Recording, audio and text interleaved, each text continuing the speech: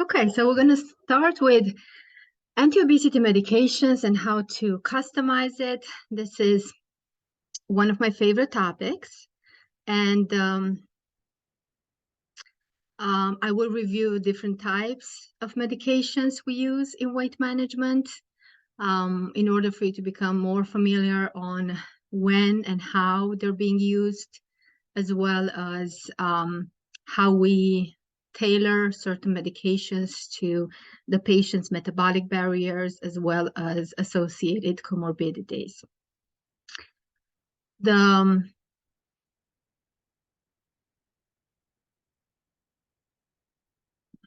me 1 second here. All right. So as the objectives for today's presentation, like I was mentioning, we're going to review the benefits of using a medication to help with weight management, how we're going to customize it, and I will also review the medical comorbidities and how they actually impact our choices for medication. And at the end of my presentation, I will go a little bit over the metabolic adaptation and reviewing the plateau phenomenon and how to break through plateau.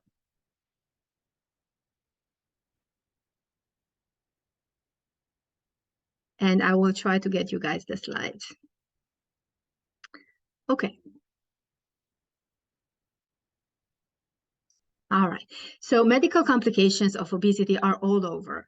Dr. Lee Kaplan from Mass General has enumerated more than 70 illnesses that are the direct result of increased body fat.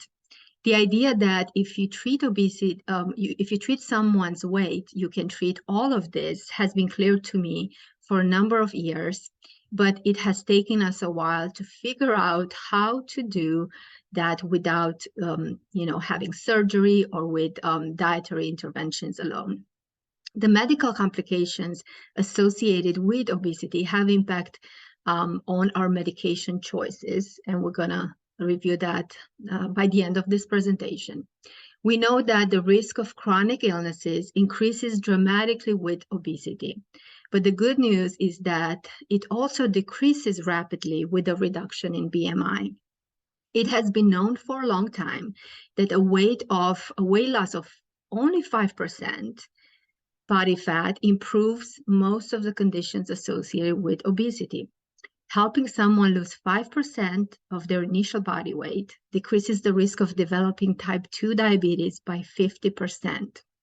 Also, getting them to lose 10% of their initial body weight reduces the risk of progression to type 2 diabetes by 80%.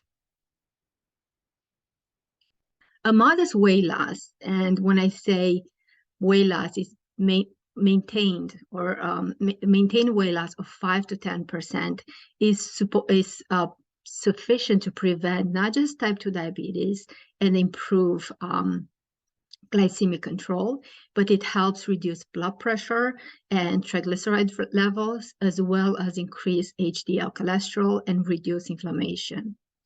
Improved symptoms of sleep apnea and improved markers of fatty liver disease have been also associated with weight loss of only 5 to 10%. Unfortunately, obesity remains undertreated when compared with type 2 diabetes. Almost half of the adults in the US meet recommendations for treatment with an anti-obesity medication.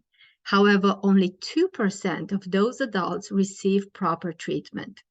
This is a large difference compared to the 8.4% of the US adults with type 2 diabetes who received pharmacotherapy for type 2 diabetes in about 86% of the diagnosis. So why aren't we treating obesity more? Well, first, we have to recognize it as a chronic disease in order to treat it. Unfortunately, most people still believe that obesity is a disorder of willpower. Obesity has been first recognized as a disease by the AMA in 2014, so not that long ago. The definition is obesity is a chronic, relapsing, multifactorial neurobehavioral disease wherein an increase in body fat promotes adipose tissue dysfunction and abnormal fat mass physical forces, resulting in adverse metabolic, biomechanical, and psychosocial health consequences. If you ask where the disease is, I believe that the critical disease is in the hypothalamic signaling. This is the part of our brain that controls our hormonal signaling, hunger, thirst, temperature, sleep, and emotional activity. Certain foods can injure these hypothalamic neurons, and as a result, the brain becomes resistant to the complex hormonal signals that tell the brain how much you have eaten and how much fat is stored. As a result, there is a reduction in satiety, and there is an increase in hunger and interest in food, and this leads to a vicious cycle of weight regain. The weight regulation system gets increasingly biased towards weight gain and away from weight loss. So as you gain weight over the years, it gets easier and easier to gain weight and harder to lose weight because of signaling problems within the hypothalamic pathways. And that is a disease in everybody's definition. Some of the reasons why it has been hard to find good treatments for obesity are the complexity of the weight-regulating pathways, the belief that obesity is a behavior-only condition and that people with obesity could lose weight if they wanted to, the high prevalence of obesity and concern about misuse and potential side effects, with the last one being all over the news and social media these days. Please remember this curve because this is how successful weight management looks like. We lose most of the weight in the first 5 to 6 months. Then metabolic adaptation intensifies. This is our body's response to weight loss, and it is proportional to the amount of weight we lose. We feel hungrier and less satisfied as a result, and we start regaining weight. The success is being able to stop the weight gain and maintain most of the weight we have lost. So this graph is from a 2-year clinical trial comparing weight loss on a low-carb diet, the blue line, on a Mediterranean diet, the orange line, and on a low-fat diet, or the red line. In conclusion, the Mediterranean and the low-carbohydrate diets were found to be effective alternatives to low-fat diet and found to have more favorable effects on cholesterol and blood glucose control. Also, the study suggests that personal preferences and metabolic considerations can be very helpful to individualize the dietary intervention to each patient. So despite of comparable adherence rate between these 3 groups, low-carb meal plan has been associated with greater weight loss and improved in body composition, which, as you all know, is very important than the low-fat diet. So let's talk a little bit more about metabolic adaptation, which is our body's response to weight loss. When we lose 14% of our initial body weight, this impacts 8 hormones that encourage weight gain or weight regain, and these changes are sustainable up to 1 year following weight loss. On one hand, the hormone that promotes satiety or fullness are suppressed by the weight loss, and on the other hand, the hunger that promotes production, the hunger hormones production increases proportional to the amount of weight loss. There was a study that showed sustained changes in appetite regulation on the peripheral signals were accompanied by increase in subjective appetite measures a few years after weight loss. So an important finding was that many of these alterations persist up to 12 months after weight loss or 12 months of maintenance, even after the onset of weight regain, suggesting that the high rate of relapse among people or patients with obesity who have lost weight has a strong physiological basis and is not simply the result of voluntary resumption of old habits. The conclusion is that long-term strategies to counteract these changes are needed to prevent obesity relapse.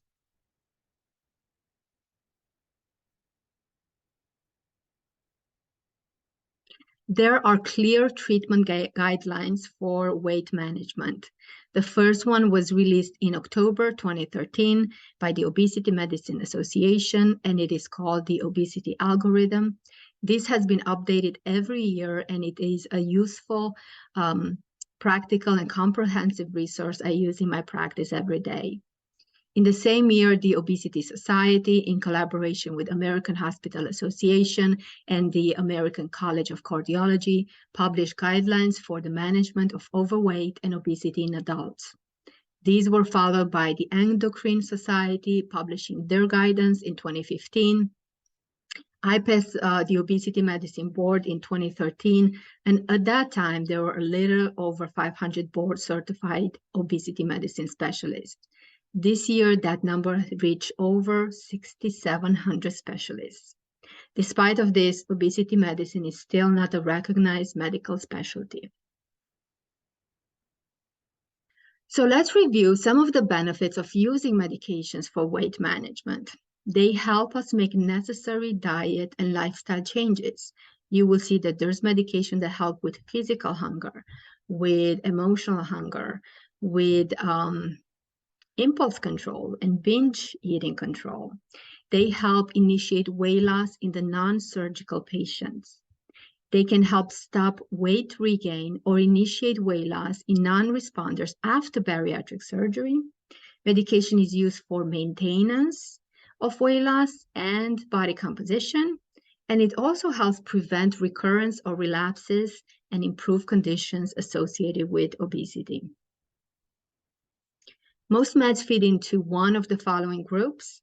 They can be either centrally acting and impair dietary intake or behaviors around food. They can act peripherally to impair dietary absorption, or they can increase energy expenditure. This is a very busy picture that shows all the mechanism of action for anti-obesity meds. You can definitely review this on the slides once I share them with you. So they can decrease appetite, which is physical hunger, and also emotional hunger, which are mostly the cravings that we have. They can decrease leptin and insulin resistance.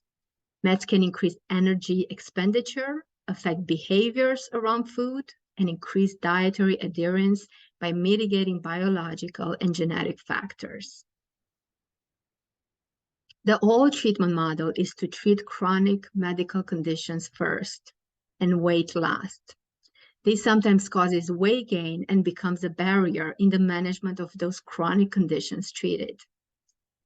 The new treatment model is treating weight first, as this will also improve associated medical conditions. Solution for medically induced weight gain is early identification of those at risk for weight gain and early avoidance of those medications that that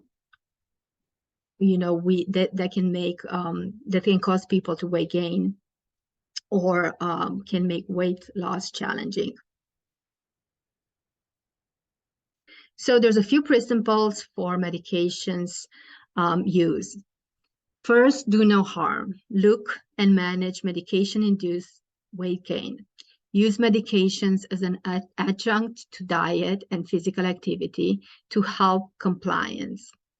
A reminder here is that meds may not work or will not work as well without the right nutrition intervention. Treat weight the same way we treat hypertension and type 2 diabetes. Weight management is chronic and needs monitoring. No medicine works for every patient. Use a step a stepwise approach.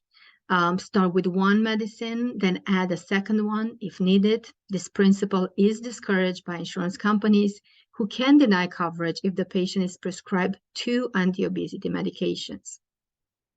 If the weight loss is less than 3 to 5% of the initial weight after 12 weeks of treatment, discontinue the medication and try a different agent. And combination therapy will always be more effective than a single agent therapy. So these are no different than how we prescribe any other chronic medications in our practices. So going over the medications approved by FDA for long-term use of obesity. The first one is orlistat, which prevents absorption of about 30% of the ingested fat. When used with a moderate to high fat diet, this can cause diarrhea with oil stools, fecal incontinence, and fat-soluble vitamin deficiencies. I am typically using ketogenic meal plans and low-carb approaches, so needless to say, I have never prescribed this medication, and I don't think I will in my obesity medicine career. Lorcaserin or Belvic was a very useful medication that was really useful to control emotional hunger and binge eating. However, it has been removed from the market in 2015 due to it being associated with an increased risk of certain types of cancer. We have phentermine-topiramate combination called Qsymia, which acts as an appetite suppressant at the hypothalamic level and decreases hunger, carbohydrate cravings, and urges to binge. Topiramate helps stop excessive thinking about food and cravings for soda. It also makes carbonated beverages taste bad. Naltrexone bupropion combination or Contrave helps with emotional hunger control, cravings for alcohol or tobacco, and also helps improve depression or seasonal affective disorder by the bupropion component. And then we have the GLP-1 agonist class. There's Saxenda, which is a daily injectable, and Wegovy, which is a weekly injectable. These are the newest approved medications for weight management. They slow down gastric emptying and also help increase fullness and decrease appetite without affecting mood, blood pressure, or interact with commonly used medication for anxiety and depression. They also decrease insulin resistance as they were initially approved for type 2 diabetes, and they can have cardiovascular benefits and help improve blood glucose control. However, they are expensive and they are injectable. So this is a summary of the dosing, reasons to choose a certain medicine, and reason not to. So going back to Qsymia, it can be highly effective to decrease physical and emotional hunger, and it also increases our resting metabolic rate, which again is that the amount of calories we burn at rest to maintain our weight. It helps better control binge eating behaviors and decreases food chatter. On the other hand, it can have teratogenic effect via the topiramate component, can have stimulant effect, and it is contraindicated in patients with kidney stones and closed angle glaucoma, as well as patients with cardiac disorders and mood disorders, as it can cause mood lability. Saxenda and Wegovy have double benefit of decreasing insulin resistance and controlling blood glucose, as well as suppressing appetite and increasing satiety. This class of meds have proven cardiovascular benefits and do not have central stimulating side effects. They are contraindicated in patients with personal or family history of medullary thyroid carcinoma or MEN2 syndrome. They can cause worsening depression, which is a rare side effect, especially noted with Saxenda, so mood needs to be closely monitored. Contrave works well on emotional hunger control, and it can decrease food chatter or thinking about food. It helps with binge eating behavior. Oh, sorry, I went to a different slide. Let me go back to, so we're talking about Contrave.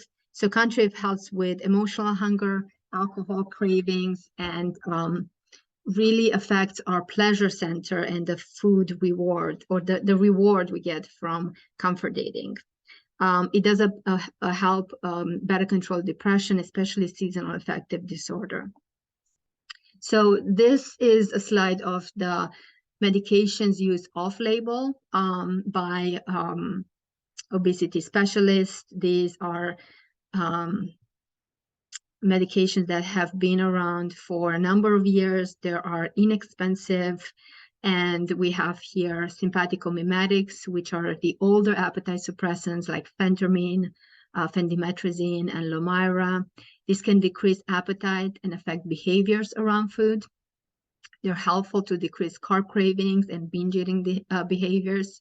However, they are stimulants and they can cause worsening anxiety, irritability, insomnia, and dry mouth. Metformin is a very safe medication that helps decrease insulin resistance and also decreases carb cravings. And it helps optimize weight loss on a low-carb meal plan. However, the amount of weight loss on metformin alone, it's not that significant. Topiramate decreases carb cravings and food chatter, helps with binge eating behavior control, and reduces the cravings for soda. But it is also a migraine medication, so it does have a double benefit. And there's also generic combinations that unfortunately we have to put together for patients that cannot afford brand medication like Contrave in Qsemia. And typically the dosing escalation is different, and sometimes there's a little bit more side effects when we do that. So this is a summary of the off-label medication, how to, choose them, and when not to use them. So again, phentermine is time-tested and very effective in suppression of appetite and also changing behaviors around food. Because of the stimulant effect, it can cause worsening anxiety, mood swings, and is contraindicated in coronary artery disease, peripheral artery disease, AFib, any arrhythmias, bipolar disorder, hyperthyroidism, and obviously contraindicated in pregnancy. Topiramate has a double benefit as well and can be beneficial for migraine, headaches, and seizure disorder, binge eating, and insomnia. It is a teratogenic medicine and can cause cognitive effects like drowsiness and word-finding difficulties, but this is dose-dependent, and we typically dose it at night to actually help with insomnia. Metformin has double benefits, decreasing insulin resistance and carb cravings. However, it can cause nausea, diarrhea, and B12 deficiency after prolonged use, and it is safe to use in pregnancy. So a little bit more on metformin. This medicine decreases hepatic glucose production and increases muscle glucose uptake. It helps decrease the risk of progression from pre-diabetes to diabetes, decreases insulin resistance, has potential cardiovascular benefits, and is helpful to treat fatty liver disease.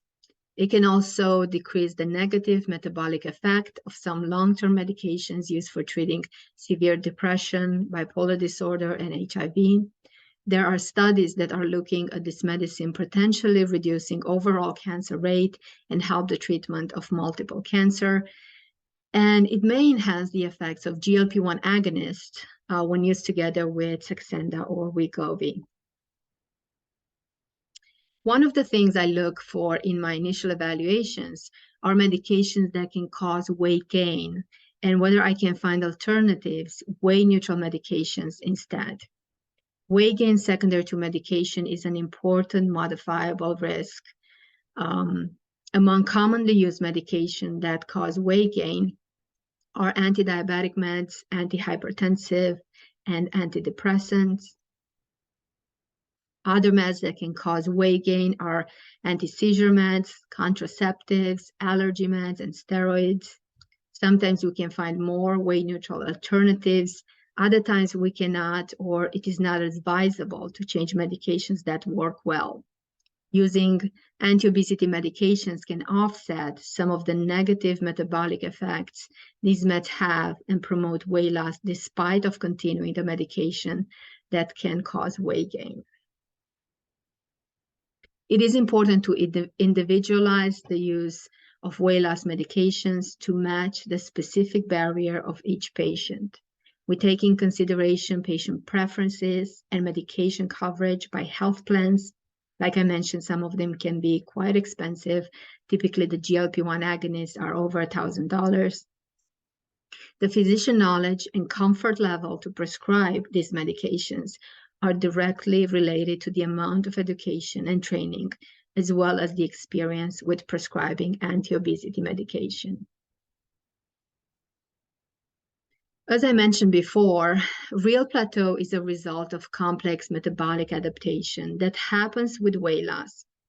Useful tools to break through a plateau are tracking food intake to gather data and assess if nutrition is optimal, adding a new intervention such as exercise, behavior modification, and an anti-obesity medication. Medication combinations are often more effective when increasing dose as compared to, they're more effective than increasing a dose of a single medication. We also have to be mindful and give our bodies time. Our bodies need to adjust to the weight changes, and this can create frustration and increase risk of giving up on an intervention that has proven helpful. Please remind your patients to think about weight management the same way they think about hypertension management. If a medicine is working and the blood pressure is controlled, we don't stop the medication because the blood pressure stays the same.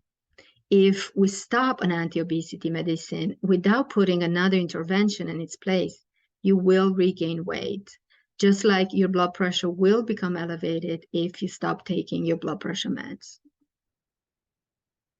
This is a study that compared weight loss from taking half of a dose versus full dose of phentermine, 37 milligrams, half a dose versus full dose of topiramate, and the combination of phentermine topiramate. As you can see, doubling the dose of either phentermine or topiramate does not double the weight loss, but adding phentermine to topiramate does. So an important principle is that combination medication work better than increasing the dose on one single agent.